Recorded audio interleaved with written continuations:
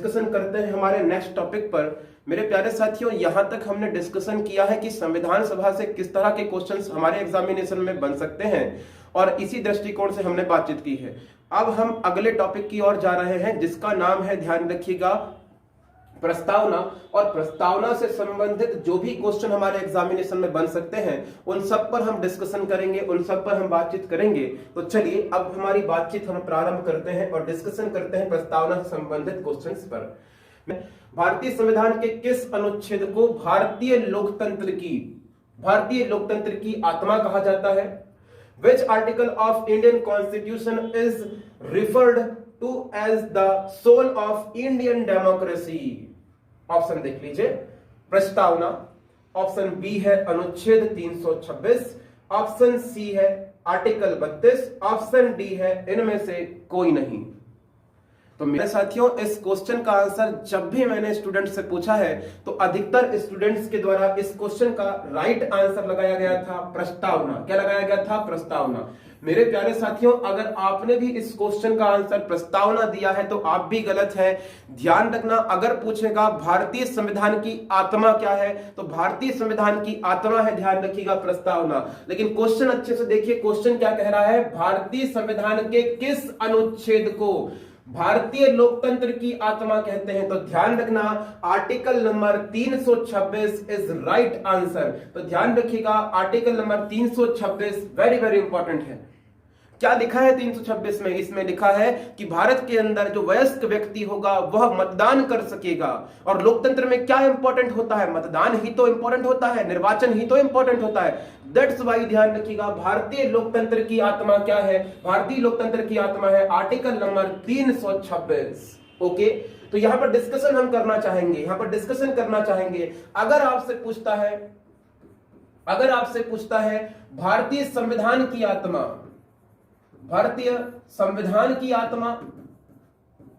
तो ध्यान रखना आप क्या लगाने वाले हैं? प्रस्तावना।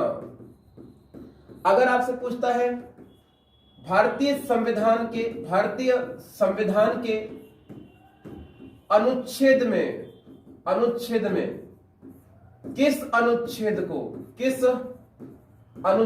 को अंबेडकर जी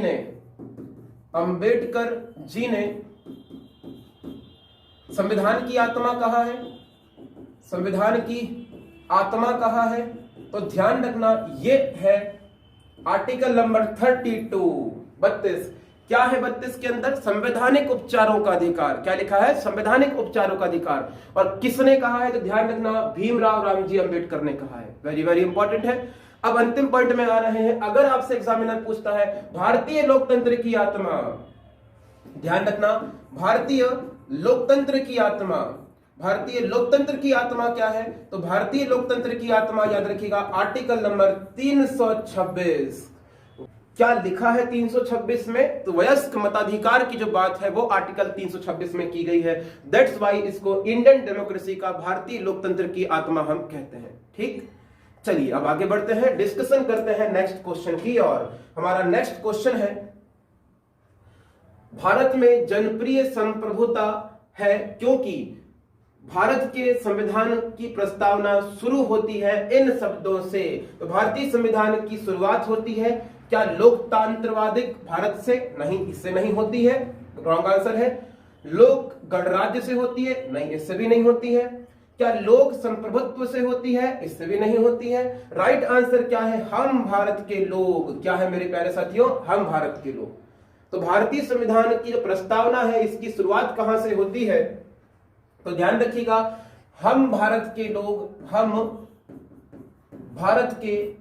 लोग जो है, याद रखना, यहां से आपके जो संविधान की प्रस्तावना है ये प्रारंभ होती है। ठीक, चलिए आगे बढ़ते हैं, बातचीत करते हैं नेक्स्ट क्वेश्चन पर। नेक्स्ट क्वेश्चन है, भारत को गणतंत्र कहा जाता है, why is India called a republic?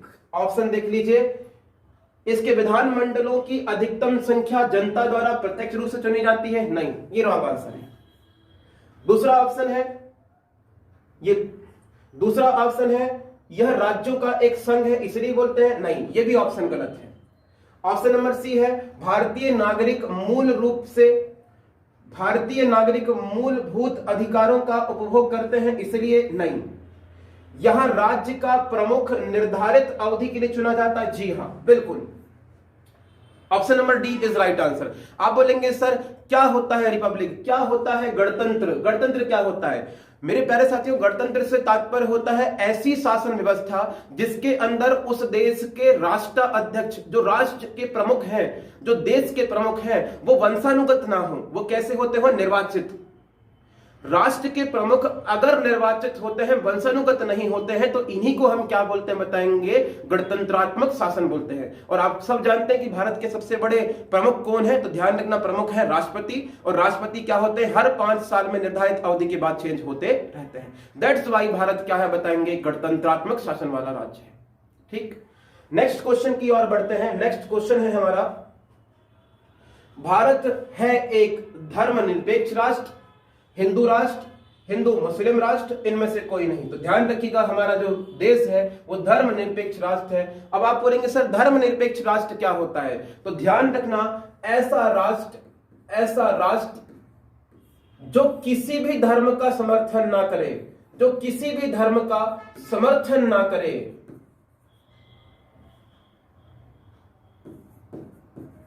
समर्थन ना करे, जो किसी भी धर्म को क्या ना करे बताएंगे? बढ़ावा ना दे, बढ़ावा ना दे, बढ़ावा ना दे। याद रखिएगा, ऐसे राष्ट्र को हम क्या बोलते हैं? धर्मनिरपेक्ष राष्ट्र। भारत भी याद रखना एक धर्मनिरपेक्ष राष्ट्र है। ओके, क्लियर है चीजें? चलिए आगे बढ़ते हैं। नेक्स्ट क्वेश्चन देख लीजिए, गणतंत्र होता है, रिपब्लिक इज, तो मैं पहले ही बता चुका हूं, ऐसा राष्ट्र जिसमें क्या होता हो? अध्यक्ष क्या हो? वंशानुगत ना हो। अध्यक्ष क्या ना हो? वंशानुगत नहीं होता। क्या कहलाता है आप बताइएगा? गणतंत्रात्मक राष्ट्र कहलाता है। ठीक है, नेक्स्ट क्वेश्चन की ओर चलते हैं। नेक्स्ट क्वेश्चन है हमारा, निम्नलिखित में से 2 शब्द जिनका समावेशन 42वें संविधान संशोधन के द्वारा उद्देशिका में किया गया था। क्वेश्चन ये कहना चाह रहा है कि जो हमारा 42वां संविधान संशोधन हुआ था 1976 में, इसके माध्यम से कौन कौन से शब्द जोड़े गए हैं जो यहां पर दिए गए हैं? तो क्या ऑप्शन में धर्मनिरपेक्ष है, लोकतांत्रिक है? जी हां। तो ध्यान रखना, धर्मनिरपेक्ष और लोकतंत्रात्मक ये जो वर्ड है ये जोड़े गए थे। और एक और वर्ड जोड़ा गया था बताएंगे? अखंडता। क्या जोड़ा गया है? अखंडता जोड़ा गया था। ये 3 वर्ड जोड़े गए थे। संप्रभुत्व और लोकतांत्रिक नहीं, संप्रभुत्व नहीं जोड़ा गया था। दूसरा ऑप्शन क्यों कट रहा है? क्योंकि प्रभुत्व संपन्न नहीं जोड़ा गया है, ये मूल संविधान में उल्लेखित था। ठीक है, तीसरा ऑप्शन क्यों कैंसिल हुआ? क्योंकि समाजवादी शब्द हमने नहीं जोड़े हैं 42वें संविधान संशोधन के तहत। ध्यान रखिएगा, धर्मनिरपेक्ष जोड़े हैं लेकिन गणतंत्र नहीं जोड़े हैं। That's why 4th option cancel हुआ। ओके, क्लियर है? क्वेश्चन का राइट आंसर होगा option number A. Next question की ओर चलते हैं। नेक्स्ट क्वेश्चन है हमारा, भारत को एक गणराज्य मुख्य रूप से माना जाता है क्योंकि याद रखिएगा, पहले ही बता चुका हूं, यहां पर राष्ट्र अध्यक्ष का क्या होता है? चुनाव। तो गणतंत्र क्या होता है? तो गणतंत्र वही होता है जिसका क्या होता हो? राष्ट्र अध्यक्ष का चुनाव होता हो। ठीक है, नेक्स्ट क्वेश्चन की ओर आगे बढ़ते हैं। नेक्स्ट क्वेश्चन है, संविधान की प्रस्तावना में प्रयुक्त शब्द सेकुलर का अर्थ क्या है? इस क्वेश्चन का राइट आंसर है ऑप्शन नंबर ए, सभी नागरिकों को धर्म और उपासना की स्वतंत्रता। राइट आंसर हो जाएगा ऑप्शन नंबर ए। शब्द धर्मनिरपेक्ष भारत के संविधान की प्रस्तावना में जोड़ा गया था।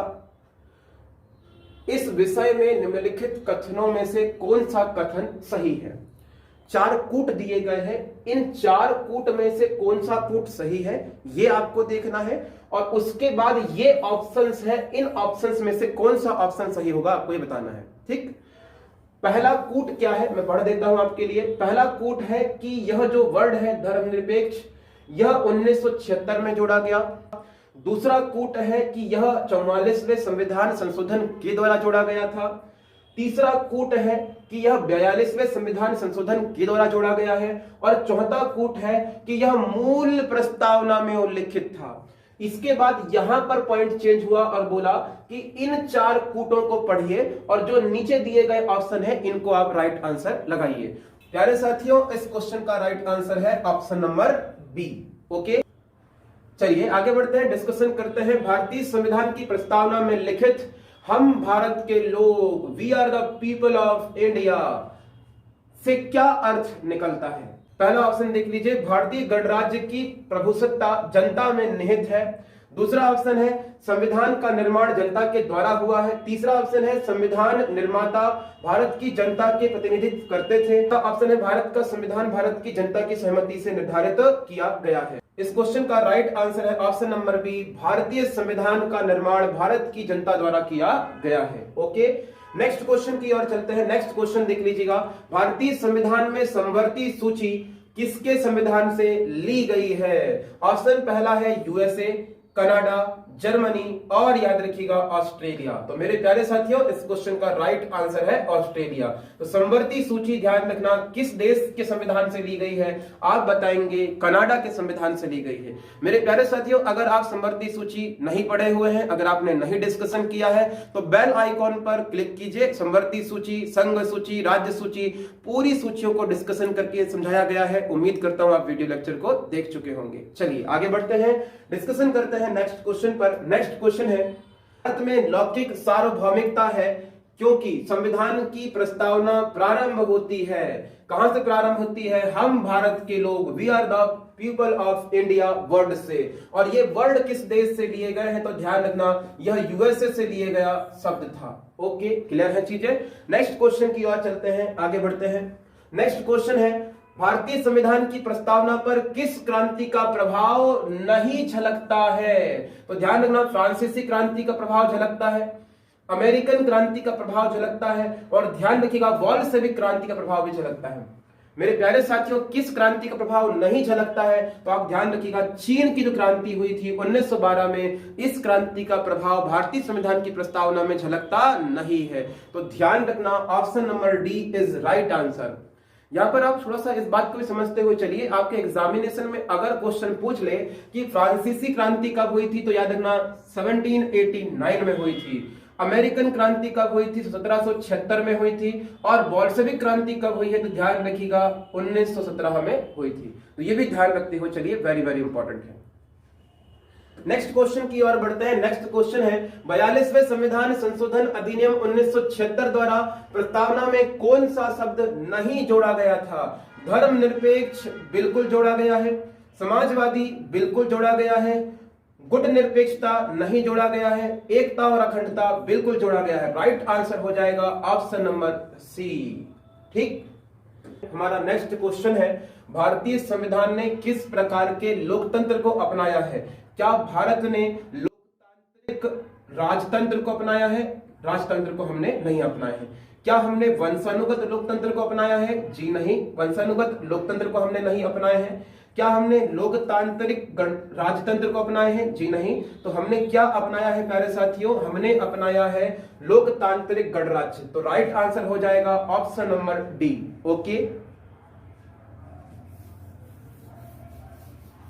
नेक्स्ट क्वेश्चन देख लेते हैं। नेक्स्ट क्वेश्चन है, भारतीय संविधान की प्रस्तावना के अनुसार भारत के शासन की सर्वोच्च सत्ता किसमें निहित होगी? ऑप्शन देख लीजिए, जनता में, मतदाता में, राष्ट्रपति में और संसद में। प्यारे साथियों, इस क्वेश्चन का राइट आंसर है जनता में। Option number A is right answer. Okay, next question की ओर चल रहे हैं। नेक्स्ट क्वेश्चन है, भारत की संप्रभुता, एकता, अखंडता को अक्षुण्ण बनाए रखने तथा उसकी सुरक्षा करने का प्रावधान किया गया है। कहां किया गया है? क्या प्रस्तावना में यह प्रावधान है? क्या यह प्रावधान मौलिक अधिकार में है या मूल अधिकार में है? क्या यह डीपीएसपी में है, नीति निर्देशक सिद्धांत के अंतर्गत है? क्या यह मौलिक कर्तव्य है? मेरे प्यारे साथियों, इस क्वेश्चन का राइट आंसर हो जाएगा, यह प्रावधान है प्रस्तावना में। ठीक, option number A is right answer. Next question चलते हैं, नेक्स्ट क्वेश्चन डिस्कशन कर लेते हैं। भारतीय संविधान की प्रस्तावना में देश का कौन सा नाम उल्लेखित है? तो ध्यान रखना, भारत का जो नाम उल्लेखित है प्रस्तावना में वह है भारत और इंडिया। क्या है बताएंगे? भारत और इंडिया है। नेक्स्ट क्वेश्चन डिस्कस करते हैं। नेक्स्ट क्वेश्चन है, भारतीय संविधान किसके द्वारा स्वीकृत है? संविधान सभा के द्वारा, भारतीय संसद के द्वारा, प्रथम निर्वाचित सरकार के द्वारा या भारत की जनता द्वारा? तो मेरे प्यारे साथियों, इस क्वेश्चन का राइट आंसर होगा भारत की जनता द्वारा, ऑप्शन नंबर डी। ओके, तो प्यारे साथियों, इस तरह से हमने डिस्कशन किया है भारतीय संविधान की प्रस्तावना से संबंधित महत्वपूर्ण क्वेश्चन आंसर। इसके उपरांत भी अगर आपके मन में कोई क्वेश्चंस रह जाते हैं, कोई डाउट रह जाते हैं, तो निसंदेह कमेंट में आपके क्वेश्चंस लिखिए, मैं आपको वहां पर आपके कमेंट का आंसर अवश्य रूप से दूंगा। ठीक है, चलिए आज के लिए बस इतना ही, मिलते हैं अगले वीडियो लेक्चर में। God bless you all. जय हिंद, जय भारत।